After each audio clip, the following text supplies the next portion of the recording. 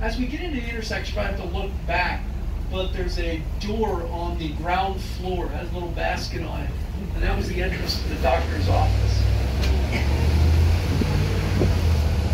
And I got to show you, we've got a great tradition of restaurants. The oldest one today is known as the Cricket Club. You see it black and white stripes. So originally it was the Collins Cafe, 1885. Notice the Presbyterian Church across the street. So here's the history. Right in between, during Prohibition, was a battleground. So it was the Collins Cafe duking it out with the Presbyterians. And I hate to tell you this, but at one point, Cape May went dry. No. And lasted a good, I'd say 15, maybe 20 minutes, something like that. This place here had an iron pier added onto the front. It was a hotel. They built it after the Great Fire. And the pier extended 300 yards out into the water. There was actually two piers. The bottom pier was a fishing pier. The top pier was a concert pier. Could you actually go to a symphony out on the ocean? And our first hotel was located in here, the Atlantic Hotel. But it was from the 1790s, but it suffered the same fate as so many of our old buildings. It burned to the ground. Remember that phrase, because you're going to hear it again and again and again. But fortunately for us, Stephen Decatur Button came in and he designed 7 identical cottages. In the opening of the storefront, look to your right, they're called the 7 Sisters. 2 on the left, 5 running down the right side. There are the 7 Sisters of Cape May. And this is another really iconic building in Cape May. This is Congress Hall, bright yellow. The first 2 Congress Halls suffered the same fate. They burned to the ground. They were both made of wood. This one's made of brick. Look how big that is. But folks, the second Congress Hall was twice as big. Can you imagine that? At Christmas time, they put about a 40-foot tree up in the elbow there. And we must do 27 tree lightings in Cape May for Christmas. But they have amusement rides for the kids out there at Christmas time, all lit up. It's beautiful. It's gorgeous. And now we've got the beach. Okay, so y'all been on the beach, you know you need a beach tag, right? No big deal. That revenue, which is substantial, does wind up heading back on the beach because they take excellent care of the beach.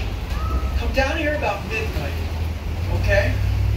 And you'll see the beach rays going up and down, cleaning it all up for you.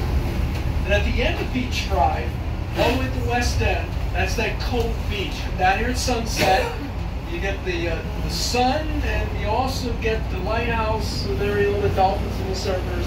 But there's also this little pavilion down there. Tomorrow morning, 8 o'clock, the tradition in Cape May is that this little ecumenical communion service lasts about a half an hour. And what's cool is that folks are coming with their beach chairs and their flip-flops, and while they're having their little service, there's a ladies' yoga class on the beach. The surfers are out, the dolphins are jumping out of the water. It is really neat to see. So if you're so inclined, that's available to you as well. Okay, so you're ready? The Odyssey is about to start. So, basically, to your right is Cape May. To your left, West Cape May. Very different place. West Cape May, as you will see soon enough, very rural. Lots of farms. They used to grow lots of lima beans. I know this lady loves her lima beans. This young lady here.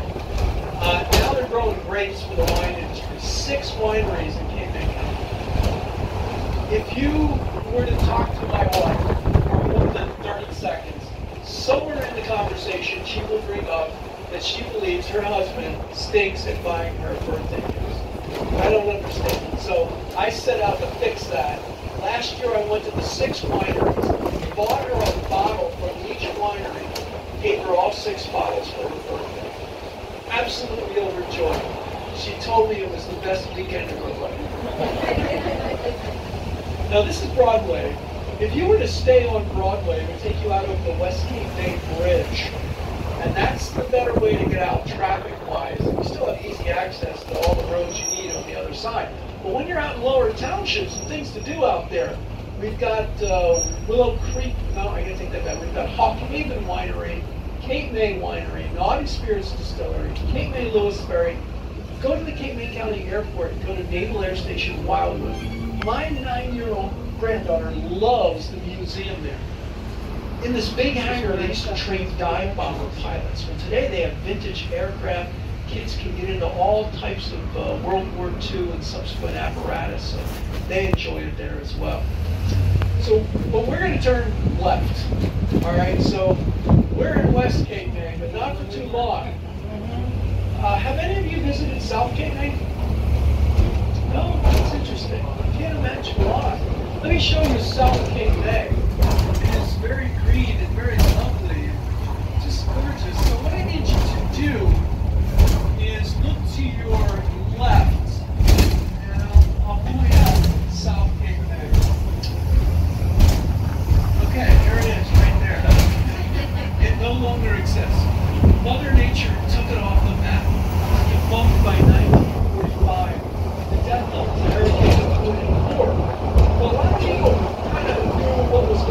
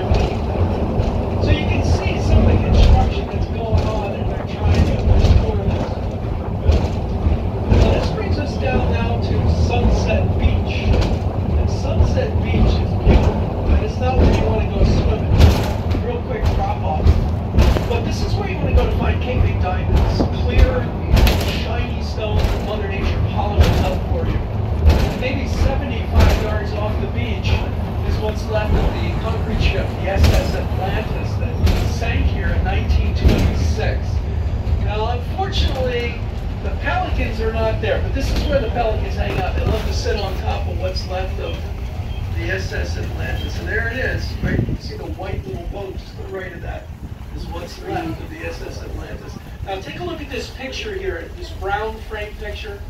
You get at least an idea of what the SS Atlantis looked like. Concrete ships turned out to be not such a great idea.